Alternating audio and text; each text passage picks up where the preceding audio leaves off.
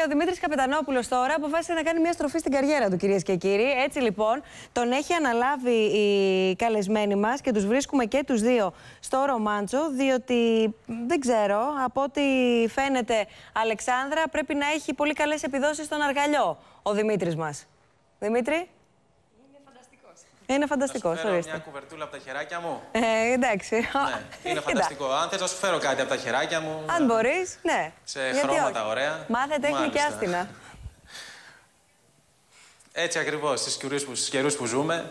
Είμαστε λοιπόν στο Ρομάντζο, που εδώ η Αλεξάνδρα Μπίσα έχει μια ισχυρή ένσταση απέναντι σε όποιον θεωρεί ότι ο αργαλιός ανήκει στους περασμένους αιώνες, ότι είναι κάτι που ασχολιόντουσαν οι γιαγιάδες μας ή οι προγιαγιάδες μας και έχει μείνει εκεί. Καθώς είναι μια νεαρή κοπέλα, όπως βλέπουμε, η οποία εδώ και 2 χρόνια υφαίνει τα πάντα στον αργαλιό της.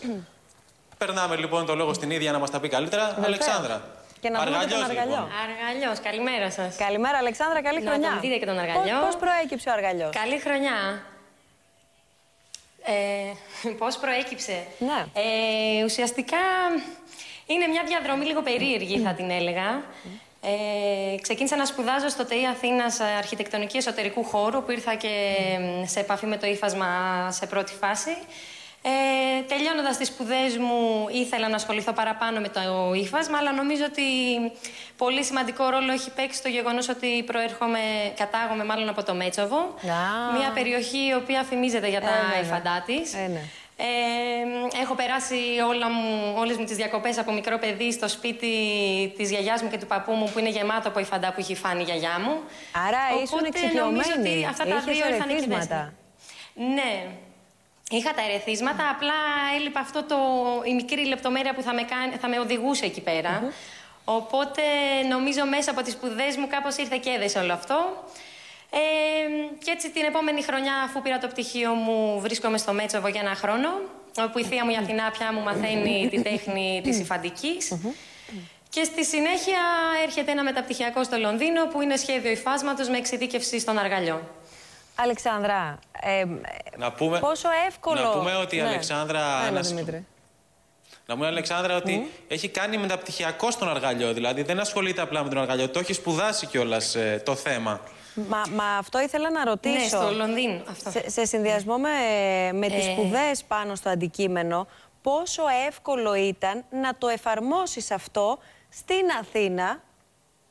Πόσο εύκολο δηλαδή ήταν να βρεις και κόσμο να ενδιαφέρεται και αργαλιό να αποκτήσεις και να το συνεχίσεις όλο αυτό?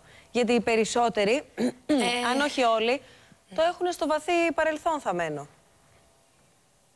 Ακριβώς.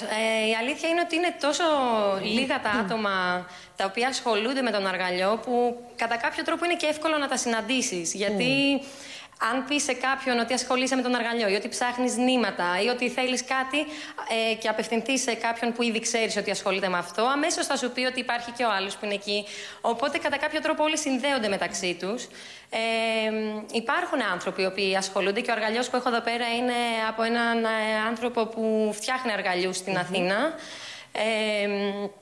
Και είναι όμορφο, γιατί κατά κάποιο τρόπο οι άνθρωποι που συναντάς έχουν αυτή την ηρεμία που σου προσφέρει η διαδικασία της ύφανσης. Και είναι άνθρωποι.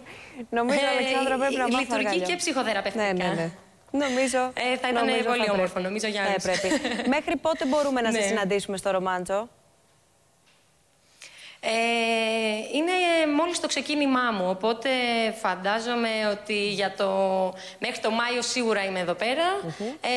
Με μεγαλύτερη χαρά να με βρείτε και τα επόμενα χρόνια και να δείξω αυτό που έχω μάθει και εγώ, να δείξουμε αυτή τη τεχνική η οποία ψιλοχάνεται σε αυτή τη χώρα και είναι κρίμα.